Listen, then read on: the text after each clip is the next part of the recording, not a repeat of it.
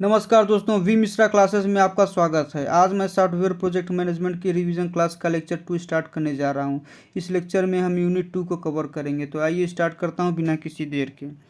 पहली हेडिंग है हमारी project management life cycle. Project management life cycle क्या होता है? The project management life cycle is a step by step framework of best practices use to monitor a project from its beginning to its end. मतलब project project life cycle project की stages को describe करता है। Project के launch होने से लेकर के उसके अंत तक की सभी स्टेजेस प्रोजेक्ट लाइफ साइकिल के अंदर आती है। इसके 4 स्टेजेस होते हैं। पहला होता है इनिशियल स्टेज, दूसरा होता है प्रोजेक्ट प्लानिंग, तीसरा होता है प्रोजेक्ट एग्जीक्यूशन और चौथा होता है प्रोजेक्ट क्लोजर। देखिए यहाँ पे फिगर में सब कुछ लिखा है। आगे बढ़ते हैं, बात करते हैं बारी बारी सबकी। पहला होता है इनिशियल, मतलब in initial phase you will be define the project. You will sort out the project goals, scopes and resources of the project and what roles are needed on the team. Second is planning, इसमें plan बनाया जाता है, future planning की जाती है। In the planning phase you will be determine the step to actually achieve the project goals, the how of completing a project. Third is होता है execution. Execution का अर्थ है कि टीम को ट्रैक पर रखना। इसका अर्थ है progress. This means tracking and measuring progress, managing quality, managing the budget and using data to inform your decision. Fourth is close project. इसको हम क्लोजर प्रोजेक्ट भी बोलते हैं। देखिए, in the closing phase of the project management life cycle you will be conclude project activities, turn the finished product or service over its new owners and assess the things that went well and did not go to so well. It will be also be time to celebrate your hard work. मतलब मैं बताता हूँ। देखिए, closure जो होता है, इस stages में कंपनी के पास कुछ ऑप्शन होते हैं। प्रोडक्ट को मेंटेन करें, उसमें नए फीचर्स को डालकर नए कस्टमर को बेच दें। दूसरा, प्रोडक्ट को सस्ते दाम पर बेच दें। तीसरा, या फिर प्रोडक्ट को बंद ही कर दें। यही होता है प्रोजेक्ट क्लोजर, मतलब क्लोजर स्टेट होता है। फिर हम आगे बढ़ते हैं, बहुत ही इंपॉर्टेंट एसडीएलसी। एसडीएलसी क्या होता है? देखिए, एसडीएलसी का पूरा नाम है सॉफ्टवेयर डेवलपमेंट लाइफ साइकिल। इसे सिस्टम डेवलपमेंट लाइफ साइकिल भी कहते हैं। एसडीएलसी एक सॉफ्टवेयर या सिस्टम के लाइफ साइकिल की बात करता है। इसमें स्टेजेस होते हैं, 7 स्टेजेस होते हैं। उसको याद करने के लिए हमने एक ट्रिक बनाया है, फ्रॉड सिटी डीएम। फ्रॉड मतलब वही फ्रॉड वाला है, सिटी मतलब शहर वाला सिटी, डीएम मतलब डीएम आईएस। देखो, एक शहर है जिसमें फ्रॉड डीएम आ गया, तो वही मैं बोल रहा हूँ कि फ्रॉड सिटी डीएम है। इसका ट्रिक है, एफ से हो जाएगा फिजिबिलिटी स्टडी, आर से रिक्वायरमेंट एनालिसिस, डी से डिजाइन, सी से कोडिंग, टी से टेस्टिंग, डी से डिप्लॉयमेंट, एम से मेंटेनेंस। तो आइए आगे बढ़ते हैं और एक एक करके सबको डिस्कस करते हैं। Feasibility study. फिजिबिलिटी स्टडी मतलब हम इसको प्लानिंग भी बोल सकते हैं। तो हम सॉफ्टवेयर, इसमें क्या होता है कि फिजिबिलिटी स्टडी में हम सॉफ्टवेयर को हम क्या अचीव कराना चाहते हैं, उसके गोल्स क्या हैं, डिस्कस करते हैं। प्लानिंग फेज में, इसको हम प्लानिंग फेज भी बोलते हैं। तो मतलब प्लानिंग फेज में सॉफ्टवेयर की क्वालिटी, रिक्वायरमेंट्स और रिस्क आइडेंटिफिकेशन भी आते हैं। इस फेज में हम देखते हैं कि प्रेजेंट में सिस्टम या सॉफ्टवेयर है वह अपना काम सही तरीके से कर पा रहा है या नहीं कर पा रहा है। अगर वह सही से अपना काम कर रहा है तो उसे बदलने की कोई आवश्यकता नहीं है। इसमें हमें कॉस्ट को भी बनाए रखना पड़ता है। सिस्टम को डिज़ाइन करने में कितने कॉस्ट की ज़रूरत पड़ेगी, यह सबका फिजिबिलिटी स्टडी में आता है। ये सब प्लानिंग फेज या फिजिबिलिटी स्टडी में आता है। सेकंड है रिक्वायरमेंट एनालिसिस एंड स्पेसिफिकेशन। देखिए, प्लानिंग फेज में प्रॉब्लम्स को डिफाइन किया जाता था और एनालिसिस फेज में प्रॉब्लम को अधिक डिटेल के साथ मतलब क्या बोलते हैं उसको प्रस्तुत कर दिया जाता है। एनालिसिस फेज में यूज़र की रिक्वायरमेंट्स को देखा जाता है कि इंड यूज़र की क्या क्या ज़रूरतें हैं। इस फेजेस में सिस्टम के हार्डवेयर और सॉफ्टवेयर को अच्छी तरह से स्टडी किया जाता है। इसमें इंड यूज़र तथा डिज़ाइनर्स दोनों मिलकर प्रॉब्लम एरिया को सॉल्व करते हैं। इस फेज में हार्डवेयर डीबीएमएस, सॉफ्टवेयर तथा एप्लीकेशन प्रोग्राम को इंस्टॉल किया जाता है एंड डेटाबेस डिज़ाइन को इम्प्लीमेंट किया जाता है। इससे पहले कि डेटाबेस डिज़ाइन को इम्प्लीमेंट किया जाए, सिस्टम को टेस्टिंग, कोडिंग तथा डिबगिंग प्रोसेस से होकर गुजरना पड़ता है। एसडीएलसी में सबसे लंबे टाइम तक चलने वाला फेज है। बात करते हैं डिज़ाइन की, तो क्या इसमें डिज़ाइन किया जाता है? देखिए, सिस्टम डिज़ाइन फेजेस में डिज़ाइनर सिस्टम के प्रोसेस के डिज़ाइन को पूरा करता है। सिस्टम में सभी टेक्निकल स्पेसिफिकेशन को इंक्लूड किया जाता है, जिससे सिस्टम और भी ज़्यादा इंटरेक्टिव बन जाए। फिर कोडिंग एंड टेस्टिंग, इसमें कोडिंग किया जाता है और फिर टेस्टिंग किया जाता है। देखिए, एग्जाम में कभी कभी आता है कि what is integration and system testing, या आ जाएगा कि types of integration and system testing. तो इसके दो टाइप होते हैं, एक होता है अल्फा टेस्टिंग, एक होता है बीटा टेस्टिंग। फिर हम बात करेंगे मेंटेनेंस की। मेंटेनेंस क्या होता है? देखिए, मेंटेनेंस जो होता है सॉफ्टवेयर डेवलपमेंट लाइफ साइकिल का अंतिम फेज है।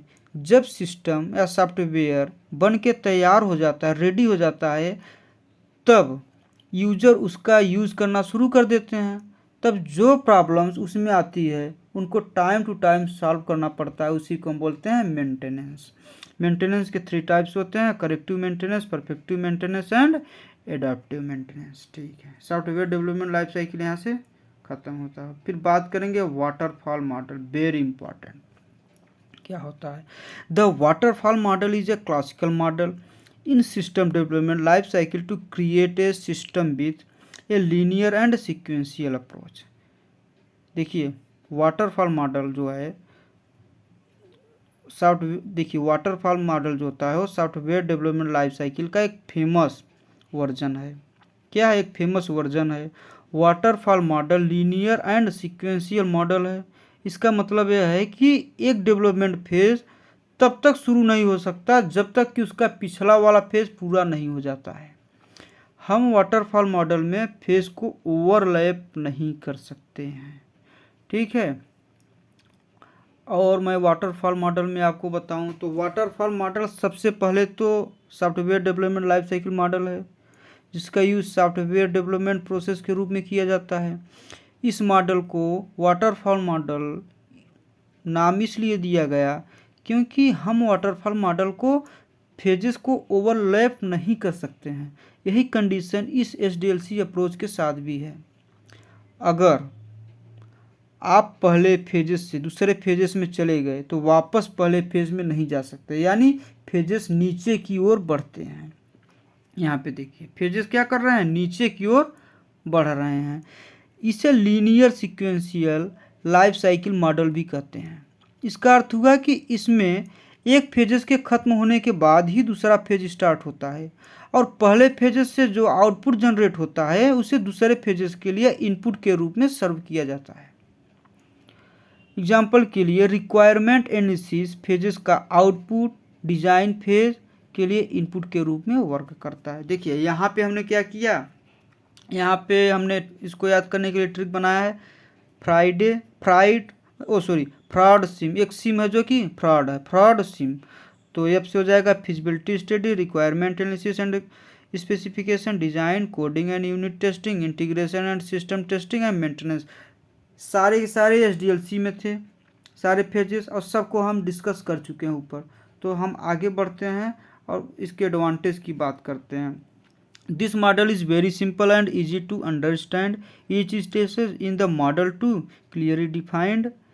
This model has very clear and well understand, helps to project planning. इसके एडवांटेज हैं। डिसएडवांटेज क्या होता है? Not suitable for complex project, risk and uncertainty are high, does not include a feedback path. ठीक है, इसके advantage disadvantage पढ़ लेना।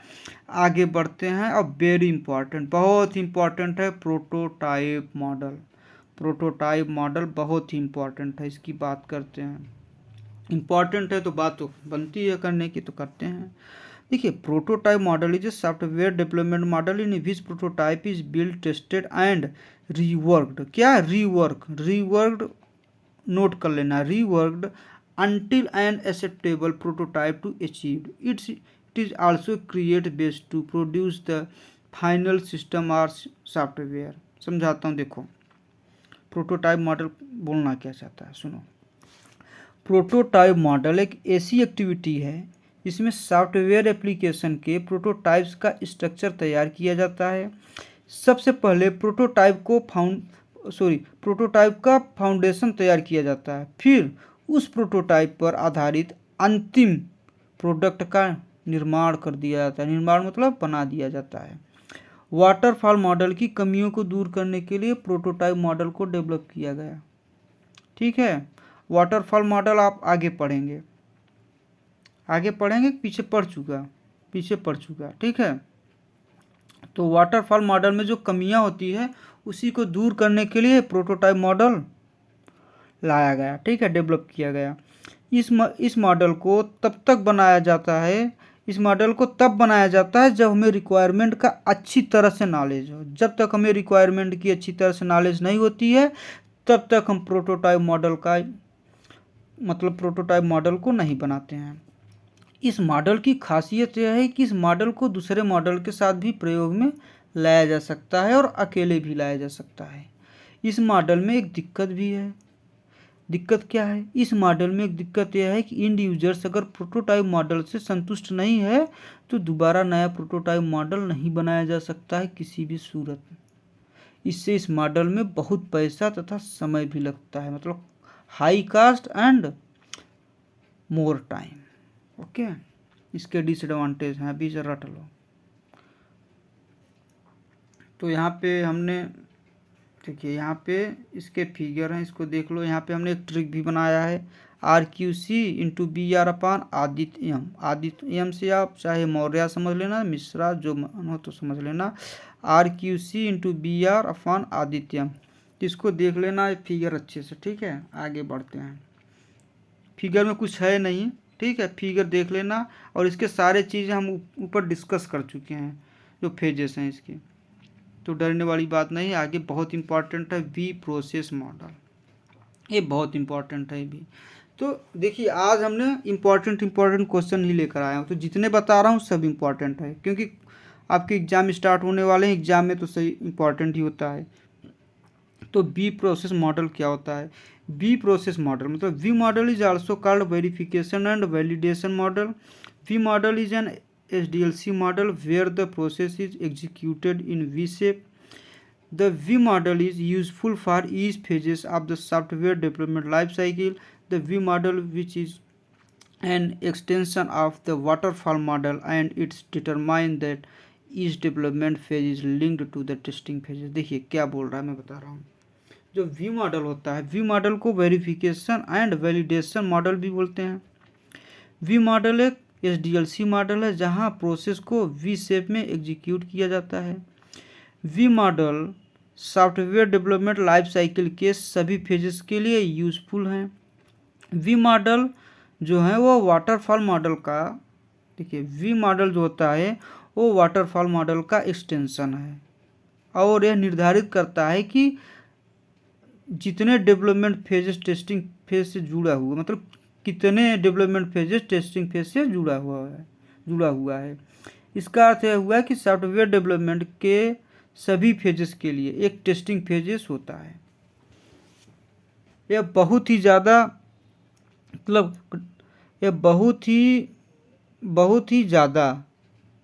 परेशान करने वाला मॉडल है। इसमें बहुत ही ज़्यादा हमेशा दिक्कत करता है। क्यों करता है? क्योंकि इसमें अगला फेज तभी शुरू होता है जब तक कि पिछला फेज पूरा नहीं हो जाता। ये अगला फेज इसमें तभी स्टार्ट होगा जब पिछला पूरा एकदम क्लियर रहेगा, वहाँ से पीछे से पूरा रास्ता साफ रहेगा, तभी आगे बढ़ेगा। नहीं तो इसमें आप कितनी भी कोशिश कर लें, इसका नेक्स्ट फेजेस नहीं स्टार्ट होगा तब तक जब तक आपका पूरा पिछला फेज एकदम क्लियर ना हो। ठीक है, बात देखिए, ये इसको क्या करते हैं, इसको हम वी शेप में ऐसे करके इसको डिज़ाइन कर देते हैं। इसमें क्या है? Requirement analysis, design, system design, architectural design, module design, coding, unit testing, integration testing, system testing and acceptance testing. इसको देख लेना, इजी है। फिर आगे बढ़ते हैं, बात करते हैं स्पायरल मॉडल की। एक क्या होता है स्पायरल मॉडल? ये भौकाली है, बहुत मस्त चीज़ है स्पायरल मॉडल, वाह। Spiral model is one of the most important software development life cycle models, which provides supports for risk handling, In its diagrammatic representation, it looks like a spiral with many loops. The exact number of loops of the spiral is unknown and can vary from project. Each loop of the spiral is called a phase of the software development process. देखिए मैं बताता हूँ, spiral model में waterfall model और prototype model दोनों होते हैं। पहली बात तो ये ध्यान में रखो, स्पायरल मॉडल में वाटरफॉल मॉडल और प्रोटोटाइप मॉडल दोनों होते हैं, याद रख लेना। मतलब यह वाटरफॉल मॉडल और प्रोटोटाइप मॉडल दोनों का कॉम्बिनेशन होता है। स्पायरल मॉडल का यूज़ बड़ी प्रोजेक्ट के लिए किया जाता है, छोटी प्रोजेक्ट में इसका यूज़ नहीं किया जाता है। स्पायरल मॉडल का यूज़ बड़ी प्रोजेक्ट के लिए किया जाता है, छोटी प्रोजेक्ट में इसका यूज़ नहीं किया जाता है। और यह मॉडल बहुत ही अधिक खर्चा वाला है, मतलब बहुत ही महंगा है। इस मॉडल का नाम स्पायरल मॉडल इसलिए पड़ा, स्पायरल इसलिए पड़ा क्योंकि अगर हम इसके फिगर को देखें, ये जो फिगर हमने बनाया है, अब देखिए यहाँ पे आ गया। अगर हम इसके फिगर को देखें तो एक स्पायरल जैसा दिखता है, जिसमें एक लंबी घुमावदार लाइन है जो सेंटर पॉइंट से शुरू होकर उसके चारों ओर घेरे, मतलब एक लूप्स बना रही है। स्पायरल में कितने लूप्स होंगे यह तो पहले से तय नहीं किया जाता, बल्कि यह प्रोजेक्ट के साइज और यूजर की बदलती रिक्वायरमेंट्स पर निर्भर करता है। स्पायरल के प्रत्येक, मतलब जितने लूप को हम सॉफ्टवेयर डेवलपमेंट प्रोसेस का एक फेज भी बोल सकते हैं। मतलब जितने लूप होते हैं सभी को हम सॉफ्टवेयर डेवलपमेंट प्रोसेस का एक फेज भी बोल सकते हैं। एक सॉफ्टवेयर प्रोजेक्ट बार बार इन लूप्स से इटरेट होकर गुजरता है। प्रत्येक इटरेशन के बाद सॉफ्टवेयर का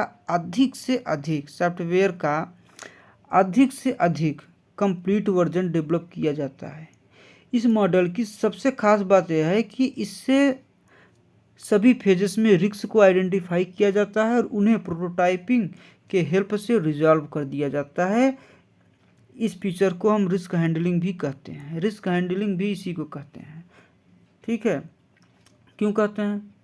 क्योंकि इसमें अदर एसडीएलसी मॉडल के अप्रोचेस को भी शामिल किया गया है, इसीलिए इसे मेटा मॉडल भी बोल देते हैं। कभी कभी हो सकता है एग्जाम में आ जाए व्हाट इज मेटा मॉडल, तब क्या करोगे? अरे कोई बात नहीं, स्पायरल मॉडल को मेटा मॉडल कहते हैं। ठीक है, स्पायरल मॉडल का यूज़ कब और कहाँ करना चाहिए अगर बात करें तो इसके यूजेस से पहले तो मैं बता दूं कि यहाँ पे देखिए, इसको ऐसे बनाना है, ठीक है, लूप के आकार में या जलेबी, समझ लो जलेबी जैसा। इसका एक ट्रिक हमने बनाया है, OIDR, objective, identify, develop and review. इसको देख लेना। ठीक है, हमने इतने अच्छे से स्पायरल मॉडल को आपको बता दिया है कि आप समझ गए होंगे एक एक चीज़। फिर भी आपको बता देता हूँ इसका मतलब यूज़ कहाँ किया जाता है और मतलब इसका मतलब क्या बोलते हैं, उपयोग कब और कहाँ करना चाहिए, इसको भी बता देता हूँ। देखिए, यह मॉडल लार्ज प्रोजेक्ट के लिए सबसे अच्छा माना जाता है। ठीक है, यह मॉडल मैं बताता हूँ, यह मॉडल लार्ज प्रोजेक्ट के लिए सबसे अच्छा माना जाता है। तो इसका एग्जांपल आप ले लीजिए इंडियन क्रिकेट टीम से विराट कोहली को। जहाँ मैटर बड़े होते हैं वहाँ कोहली खड़े होते हैं।